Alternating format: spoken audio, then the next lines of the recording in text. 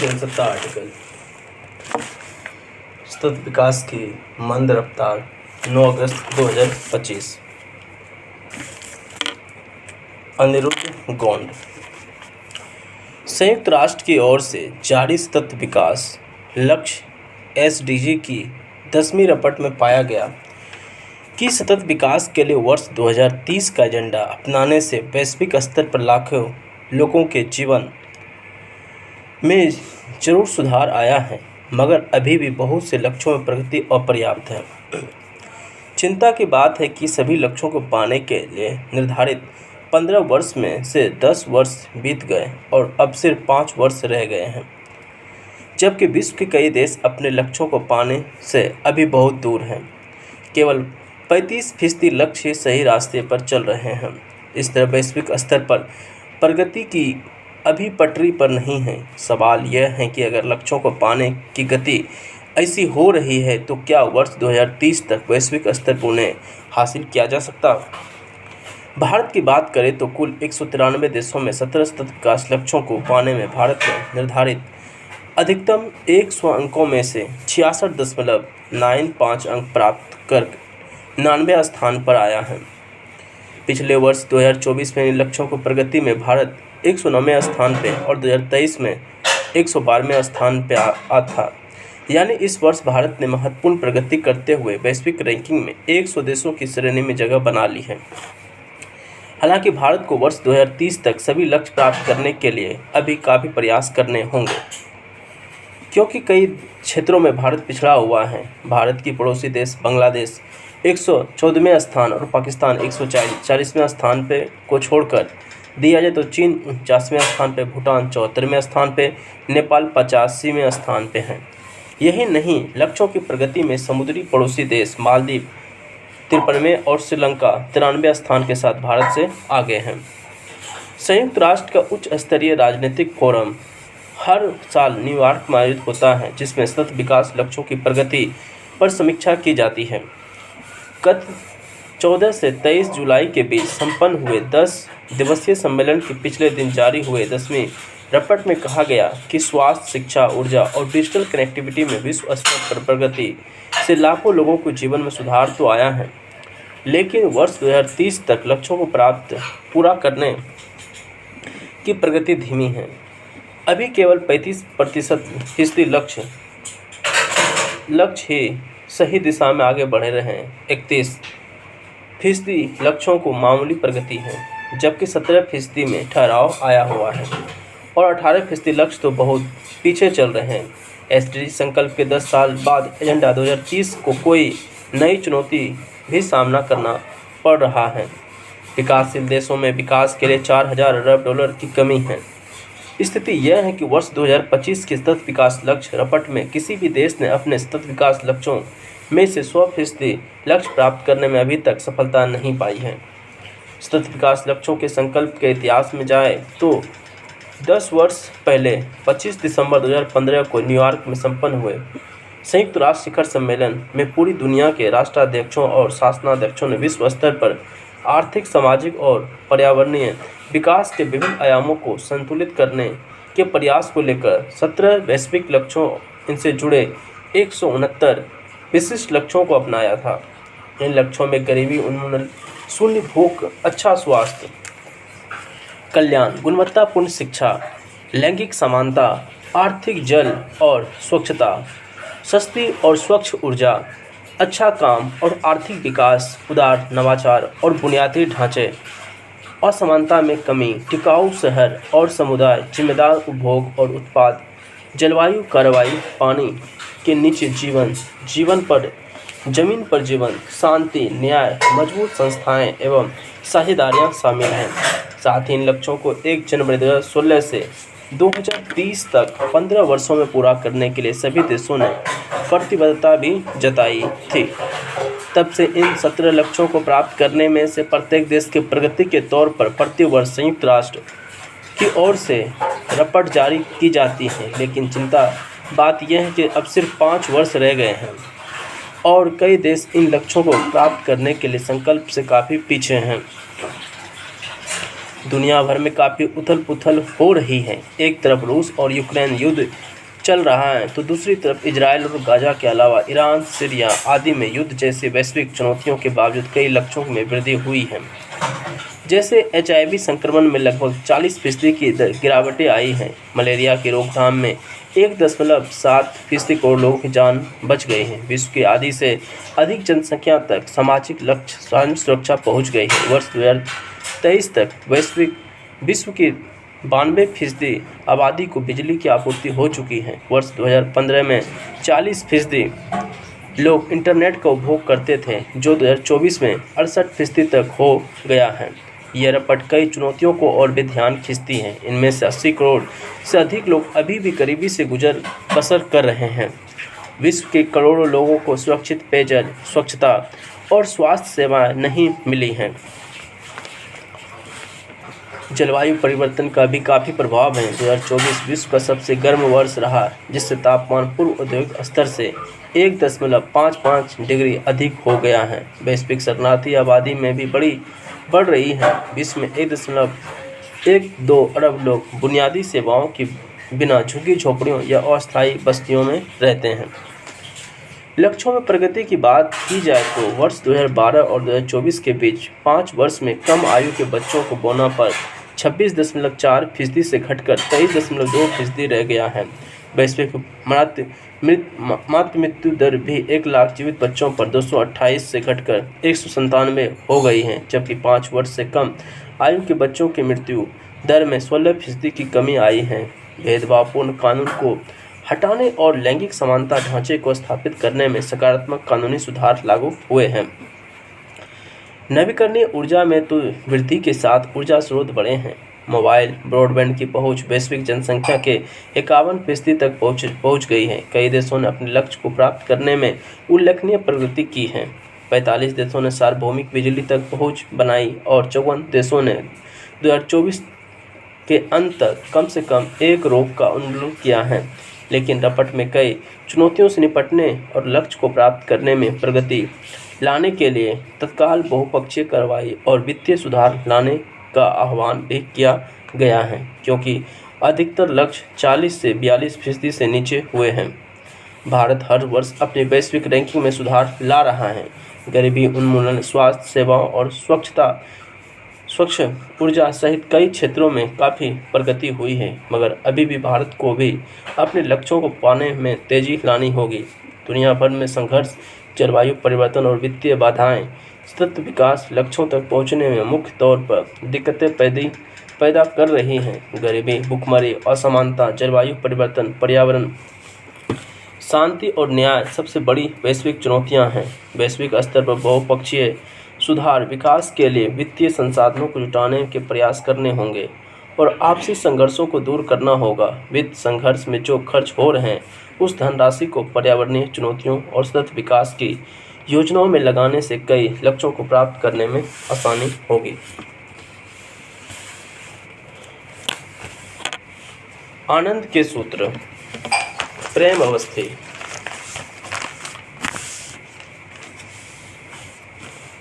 मानव जीवन प्रगति द्वारा किया गया यह अमूल्य वरदान है, लेकिन जीवन भी अलग अलग तरह की इच्छाओं, सुखों और कष्टों से जुड़ा है। मनुष्य का स्वाभाविक गुण है कि वह जीवन प्रयत्न सुख और आनंद को भोगना चाहता है, लेकिन ऐसा संभव नहीं हो पाता, क्योंकि जिस आनंद की उसे चाह है वह सच्चा आनंद है ही नहीं। आनंद तो एक ऐसा भाव है जो आत्मा की अनंत गहराइयों से उपजता है। इसका बाह्य वातावरण और परिवेश से लेस मात्र भी लेना देना नहीं होता। भौतिक कभी आनंद का स्रोत नहीं हो सकती।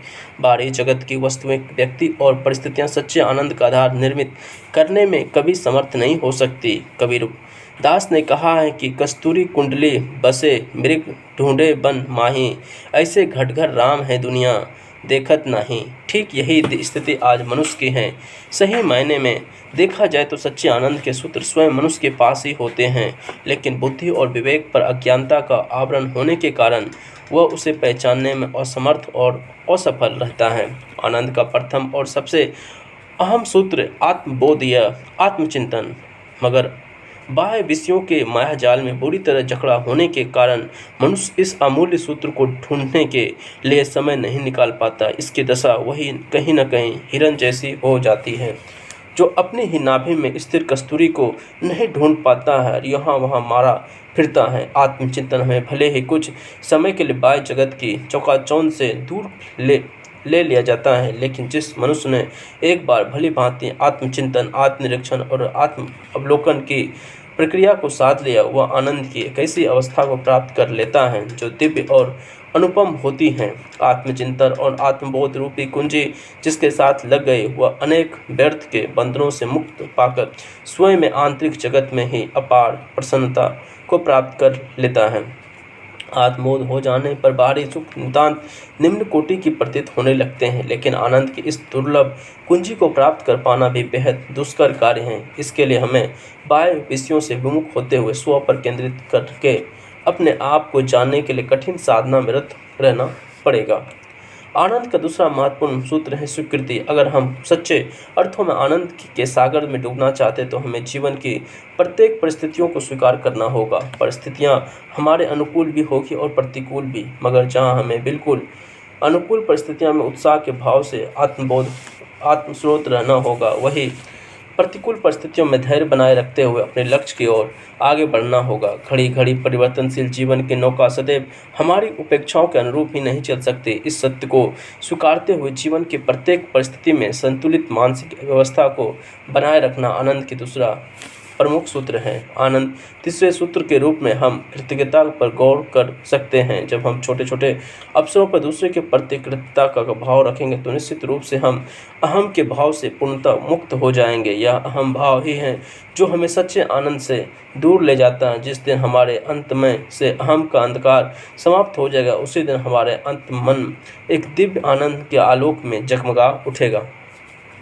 प्राणियों के प्रति सेवा भाव भी आनंद का एक महत्वपूर्ण सूत्र है। जब हम दूसरों के कष्टों में स्वयं अपने कष्ट का अनुभव करने लगेंगे, तब हमारे अंदर दूसरों के प्रति दया, करुणा, सेवा की भावना जागृत होगी। ऐसे करके हम आत्म तृप्ति के अनुभव भाव से प्रेरित हो जाएंगे और आनंद की सरिता हमारे अंतर्मय की पूरी तरह से सिक्त कर देगी। आनंद कोई क्षणिक भाव नहीं जो एक बार मन में उत्पन्न हुआ और कुछ ही देर में समाप्त हो गया, बल्कि एक ऐसा गहरा और शाश्वत भाव है जो अगर हम एक बार अंतमय में समा गया तो फिर हृदय और मन हमेशा के लिए अनुभूत दिव्यता के भाव से सरोवर हो जाता है। बाह्य जगत और बाहरी साधनों में आनंद को ढूंढना पूरी तरह से बेईमानी कृत्य होगी। सच्चा आनंद तभी उत्पन्न हो सकता है जब अपने अंतर्मय से कृतज्ञता, करुणा, सहयोग और निस्वार्थ सेवा के भावों को समेटते हुए जीवन की प्रत्येक परिस्थिति को स्वीकारना सीख जाते हैं। सच्चा आनंद तो वास्तव में हमारी अंतरात्मा में ही छिपा हुआ है। सिर्फ आवश्यकता अज्ञान, स्वार्थ और अहंकार के आवरण को हटाने के हैं। जिस दिन हम इसी दुर्गुणों को दूर हो जाते हैं, उसी दिन हम सच्चे आनंद तक पहुँचने का मार्ग भी प्राप्त कर लेते हैं। आनंद एक ऐसी स्थायी भाव है जो मानसिक शांति, आत्मस्वीकृति और आत्मबोध के माध्यम से हृदय की गहराइयों से उत्पन्न होता है। यह निश्चित है कि एक बार सच्चे आनंद का सच्चा स्वाद मिल जाने पर अन्य सभी छद्म आनंद मूल्यहीन प्रतीत होने लगता है।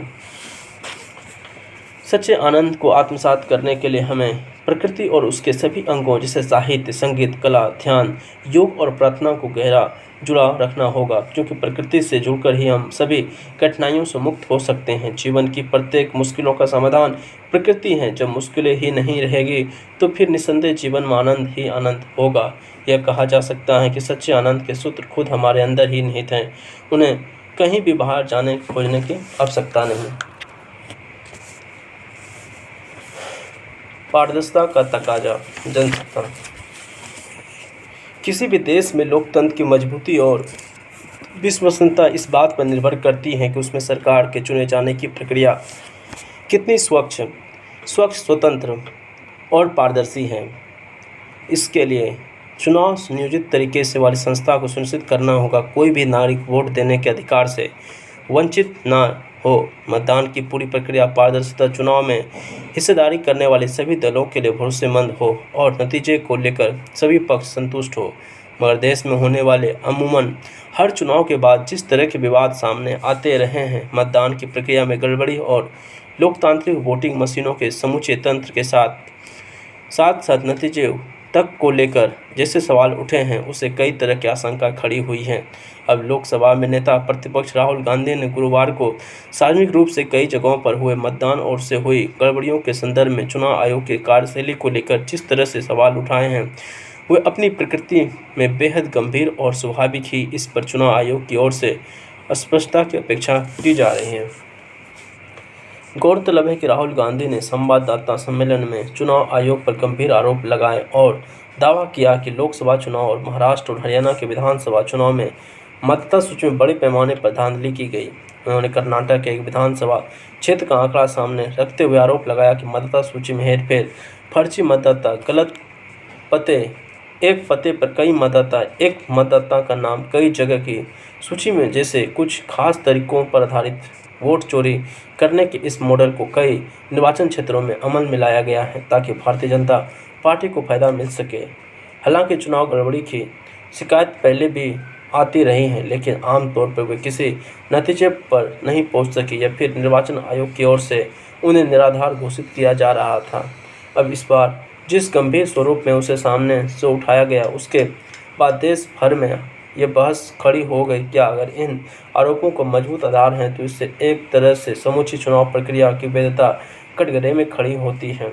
इस मसले पर चुनाव आयोग ने फिलहाल कोई जवाब देने के बजाय राहुल गांधी से शपथ पत्र पर हस्ताक्षर कर शिकायत देने या देश की जनता को गुमराह न करने की कहा है। मगर राहुल गांधी ने वोट चोरी का दावा करते हुए जिस तरह अपने आरोपों को सबूतों पर आधारित बताया है, उसके बाद चुनाव आयोग से उम्मीद की जाती है कि वह समूचे चुनावी प्रक्रिया पर भरोसा को बहाल करने के लिए पूरी पारदर्शिता के साथ इस संबंध को उठे सवालों पर जवाब सामने रखें। अगर वास्तव में कोई गड़बड़ी रही तो किमियों को स्वीकार करके उसमें सुधार करना देश के हित में ही होगा।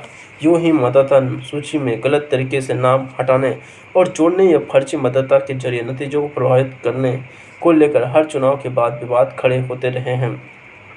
बिहार में जारी मतदाता सूची के गहन पुनरीक्षण के संदर्भ में भी लाखों मतदाताओं को बाहर किए जाने को लेकर कई सवाल उठे हैं। ऐसे में समूची चुनाव प्रक्रिया के साथ साथ मतदाता और नतीजे को संबंध में 100% पारदर्शिता और ईमानदारी सुनिश्चित करने को लेकर आम लोगों के बीच भरोसा और लोकतंत्र के जीवन के जरूरी हैं।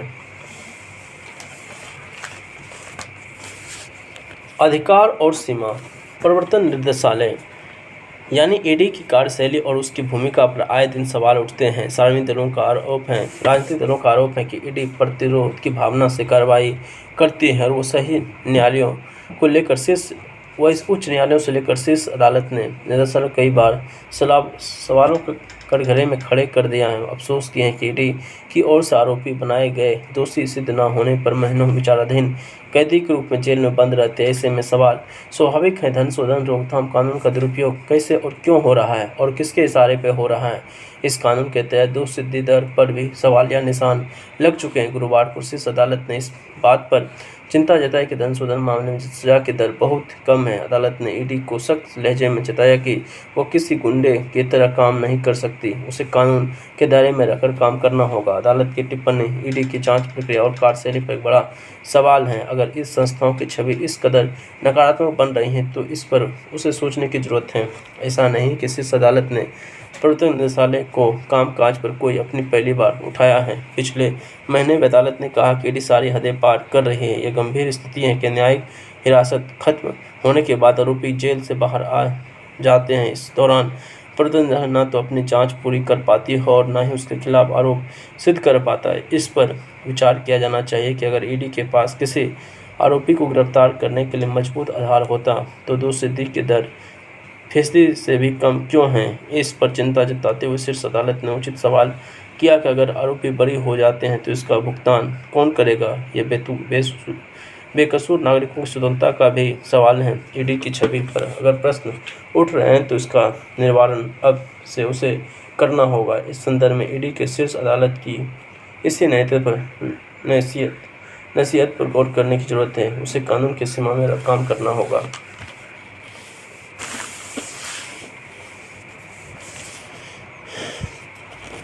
रिश्तों की अहमियत। भाई बहन का पर्व रक्षाबंधन ऐसा त्यौहार है जो रिश्ते सहेजने का सार्थक संदेश देता है। यह बहनों द्वारा भाइयों की लंबी उम्र की कामना और भाइयों द्वारा बहनों की रक्षा के वो कवच का त्यौहार है। हमारे देश में पर्व न केवल परंपरा और संस्कृति दर्शाते हैं, बल्कि हर त्यौहार का अपना एक अर्थ है और इसके साथ ही कोई न कोई कहानी जुड़ी है। बदलते परिवेश की व्यवस्था के कारण ज़्यादातर लोगों ने मेल जोल कम कर दिया। त्योहारों की रौनक फीकी पड़ती जा रही। भाई बहन के रिश्तों में पैसे और जमीन जायदाद को लेकर भी मतभेद हो रहे हैं। रिश्तों को अपमान और प्रेम विपुल हो रहा है। ऐसे में त्यौहार न सिर्फ फीके हो रहे हैं, बल्कि अपनी आभा खो रहे हैं। इन सब के बावजूद हम भागती दौड़ती ज़िंदगी में रिश्तों की अपनी अहमियत अभी बची हुई और हमेशा रहेगी, चाहे जीवन में कितनी भी बदलाव क्यों न आए। ज़रूर हैं टूटते रिश्तों को संभालने की, समझने की और आत्मीयता बनाए रखने की। इसी से हम परिवार और समाज को बचा पाएंगे। आज के दौर में ये सबसे ज़रूरी है। हथकरघा की विरासत। राष्ट्रीय हथकरघा दिवस कारीगरों और मेहनत स्वदेशी वस्तुओं की विरासत को सम्मान और सांस्कृतिक पहचान के लिए समर्पित है। हथकरघा उद्योग को मजबूती प्रदान करने एवं दुनिया में इसे लोकप्रिय बनाने के लिए हर वर्ष अगस्त में हथकरघा दिवस मनाया जाता है। यह वर्षों की सांस्कृतिक परंपरा, कलात्मक एवं राष्ट्रीय भावना का प्रतीक है। आंध्र प्रदेश की कलमकारी, गुजरात की बांधनी, मध्य प्रदेश के चंदेरी और बिहार के भागलपुरी सिल्क के पूरी दुनिया में पसंद किया जाता है। यह भारतीय अर्थव्यवस्था की रीढ़ है। कपड़ा उद्योग देश में कृषि के बाद दूसरा सबसे बड़ा रोजगार प्रदाता है। हथकरघा उद्योग महिला सशक्तिकरण में भी भूमिका निभाता। आज फैशन के दौर में विदेशी कपड़ों और मशीन निर्मित वस्त्रों के प्रति युवाओं का रुझान बढ़ता जा रहा है। हम सभी को हथकरघा उद्योग से निर्मित वस्त्रों को पहनावे में शामिल करनी चाहिए, ताकि देश की अर्थव्यवस्था को मजबूती मिल सके।